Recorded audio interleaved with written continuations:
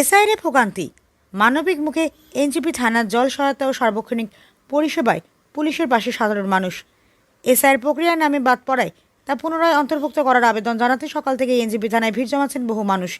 কেউ খোলে ছোট সন্তান নিয়ে, কেউ অসুস্থ শরীর নিয়ে, আবার কেউ বিভিন্ন সমস্যার মধ্যেও দীর্ঘ লাইনে দাঁড়িয়ে আবেদন জমা দিচ্ছেন। গত কয়েকদিন ধরে এনজিপি থানায় পুলিশের সহযোগিতায় এসআইয়ের ক্যাম্প চলছে।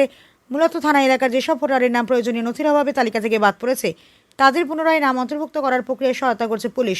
সকাল থেকে দীর্ঘ লাইনে দাঁড়িয়ে আবেদন করতে গিয়ে ভোগান্তির শিকার হচ্ছেন সাধারণ মানুষ। তবে সেই কষ্ট কিছুটা লাঘব করতে দিন রাত এক করে কাজ করছে এনজিপি থানার পুলিশ কর্মীরা। শুধু প্রক্রিয়াগত সহায়তা না, প্রচণ্ড গরমের কথা মাথায় রেখে থানার পক্ষ থেকে পানীয় জলের ব্যবস্থা করা হয়েছে, যা আগতদের কিছুটা স্বস্তি দিচ্ছে। তবে প্রয়োজনীয় নথি না থাকা সত্ত্বেও কেন অনেকে নাম এসআইয়ের তালিকা থেকে বাদ পড়েছে তা নিয়ে ক্ষোভ ও প্রশ্ন তুলেছেন বহু আবেদনকারী।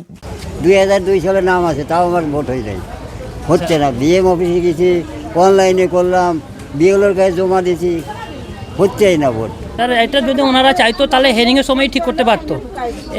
এই জিনিসটা দরকার ছিল না। আপনার কাছে টোটাল লোকের ডকুমেন্টস আছে, আধার প্রুফ আছে, সব আছে। আপনি দেখতে পাচ্ছেন কোন লোক কোথাকার আছে, কে আছে না আছে। এইদিকে স্যার বাবার নাম ডিলিট হয়ে গেছে, ছেলের নাম চলে এসছে। এটা কি হতে পারে কোনো দিন? নাম ছিল না, 2006-এ নাম উঠাইছি আমি। ছোটোবেলায় বাবা মা মারা গেছে, কিরকম করে নাম উঠাবো? কোথায় থাকতেন বাবা মা? কুচবিহার ছিল, হ্যাঁ কুচবিহার ছিল। বাবার দলিল আছে। তাতে দাবি বিষয়টি দ্রুত খতিয়ে দেখে যাতে প্রকৃত ভোটারদের নাম পুনরায় তালিকাভুক্ত করা হয়, সেই ব্যবস্থা নেওয়া হোক। এসআইয়ের প্রক্রিয়াকে কেন্দ্র করে সাধারণ মানুষের ভোগান্তির পাশাপাশি মানবিক ভূমিকা নিয়ে তাদের পাশে দাঁড়ানো এনজিপি থানার পুলিশের উদ্যোগ নজর কেড়েছে।